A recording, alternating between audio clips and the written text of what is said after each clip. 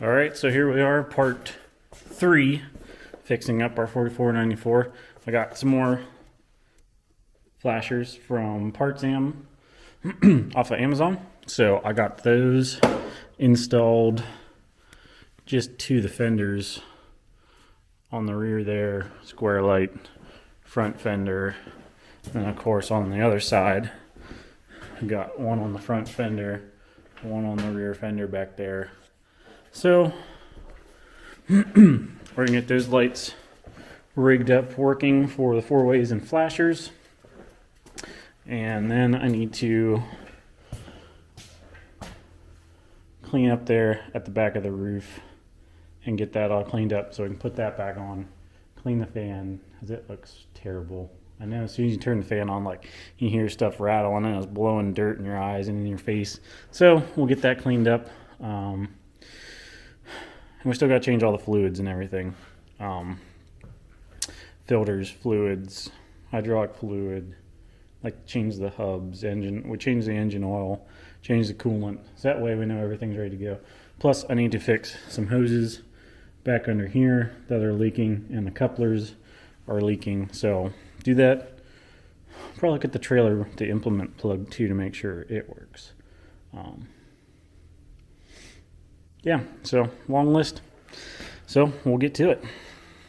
So I ran the wires up the fenders, ran the wire up the pillar here, up into the cab. Of course, they are LED flashers, so I had to crawl up here and not bash my knees off the step because we need to fix those too. I had to flip you guys around here.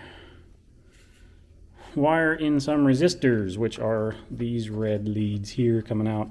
I actually have them hidden back in behind this old radio mount because they get a little warm when they're on. So I want to keep them out of the way of stuff so they don't catch anything on fire, because that would not be good. But wired those in. So now when you hit the switch, we have blinky lights, which is good. Now I have turn signals, left turn, right turn, and all is good. So today the goal is, my phone's buzzing. Today the goal is to put in the new heater control valve. Extend those lines a little bit because they're rubbing on the cab, so I want to extend them a little bit. I have a brass barb fitting to extend them, so we're going to do that, put that on, and then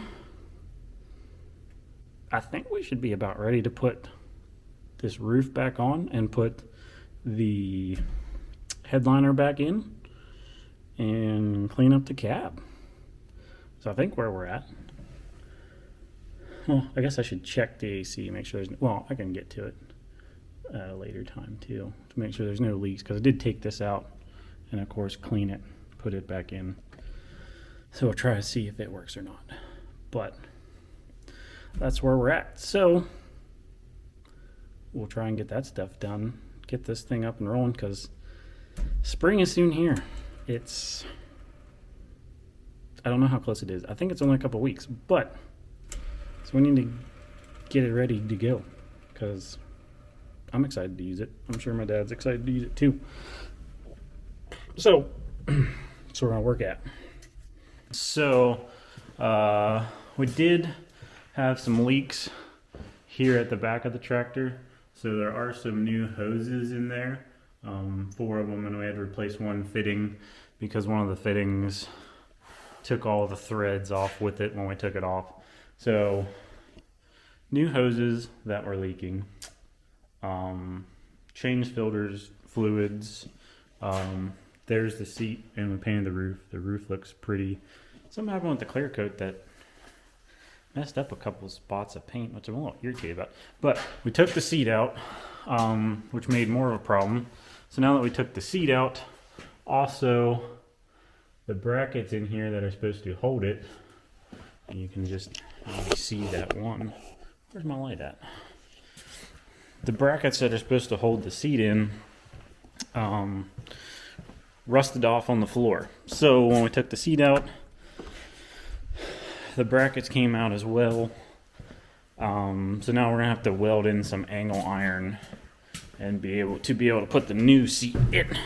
So turn on my light here. Flip you guys around. So this is what the floor looks like.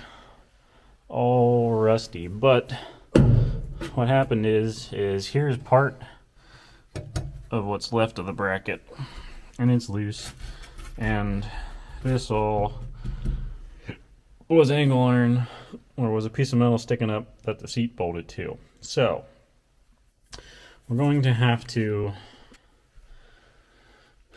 cut the rest of, hey, I'm over here. There we go. Hey, what are you looking at? My camera's being silly. So, what we're gonna have to focus on me. No, it doesn't want to. Okay, so what we're gonna have to do is we're gonna have to, put some angle iron in there so we can weld it fast and reattach the seat. I need to fix the window. One of the brackets is loose. I tried gluing it. It's holding for now, but didn't. As soon as I shut it, I heard the glue break apart. So I'm gonna use some quick steel and attach it to that.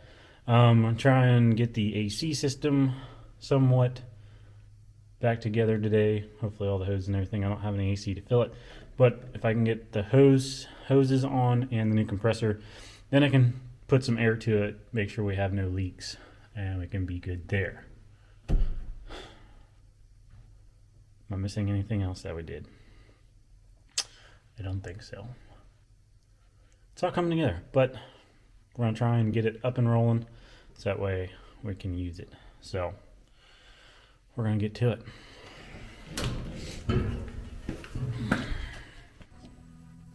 Okay, so we're gonna go ahead and glue the bracket back to the window. What we're going to be using is this steel stick made by JB Weld. It's kind of like JB Weld, just not paste in a tube. It's actually like a putty. You mix it together with your hands, and I'm going to use gloves because it makes my hands feel weird. I've done it with just bare hands before, and it makes my hands feel weird. So we're going to use that, and we're going to put it on this window bracket. Flip around, put it on this window bracket right here, and that goes onto the window here, because you can see it's broken apart there and the screws don't hold it anymore. So we're going to put it on that, and hopefully that'll be enough to hold it, that'll hold the window shut and water and dust won't get in on us. So I'm going to go ahead and do that. Turn you guys off for now because I can't hold the camera and do this at the same time as I'm standing on the tire, and I don't want to fall either. That wouldn't be good. Okay, so we've got, flip me around, got the window, got a clamp on it, letting that steel stick dry. Old compressor's off. We got the receiver driver out down there. Old compressor, old receiver dryer. Have to change the sensor over onto the new one. But we got new aftermarket compressor. It comes with bolts and everything. Sweet. And the receiver dryer somewhere. So we'll get those installed, hook up the lines, and see if it holds air now, since that one line was leaking really bad. So we'll get that installed. So I ran into a bit of a problem, of course, like everything else. So there's a new compressor sitting there. Problem that I ran into is here's the new, where's it at? The new receiver dryer, but it's got like a JIC flare end on it. That's not what I need. I need the style Why is my camera way up in the air? Come back down here. There you go. I need the O-ring style. And I ordered the same part number that it said it was supposed to be, but it is an aftermarket part. So I don't know. Just gonna have to see if one of the original ones is available. It's got the part number still on the old one. I don't know if we can, if that number's still good or not, but I'm not gonna get it back together to see if the air conditioner is gonna work, if it's gonna hold air. So gonna have to wait and get the right receiver dryer, but I will get the compressor mounted up and on there so it doesn't get dirt in it, and see if there's a core on the old one, but a little frustrated with that. Why can't this make things universal? Why do they have to change things all the time? Oh well. So we'll get the right one for that, but I'll get the compressor mounted up and then get that installed. So the problems have continued. Unfortunately, it escalated quickly. So now what we have going on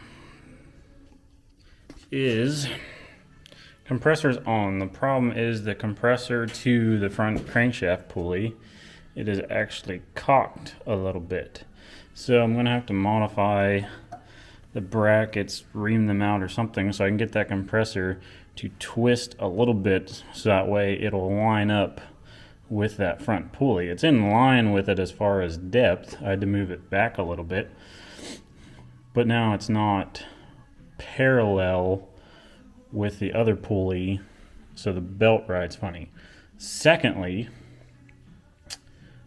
this pulley must be bigger, or the way that the compressor is made and the way it mounts to the brackets, it sits out further. So now the belt doesn't fit from pulley to pulley. Yeah. So now I have to figure out if I can get a longer belt. The stupid connector thing that they sent, that's on the aftermarket one, doesn't want to plug in right to the plug that's on the tractor. It's just been frustrating. So now I'll have to modify that. I'll have to see if I can find a longer belt. I'll have to get the right AC dryer, and then hopefully we can get everything installed, and then hopefully we'll have AC. We better have AC after all this. So it's been frustrating. If I will just throw this stuff on quick, move on to the next project, and that's not how it's gone. So we'll get back to that. But now I'm frustrated. So I'll attach my line at the front, then I'll move on to something else. I'm not sure what yet.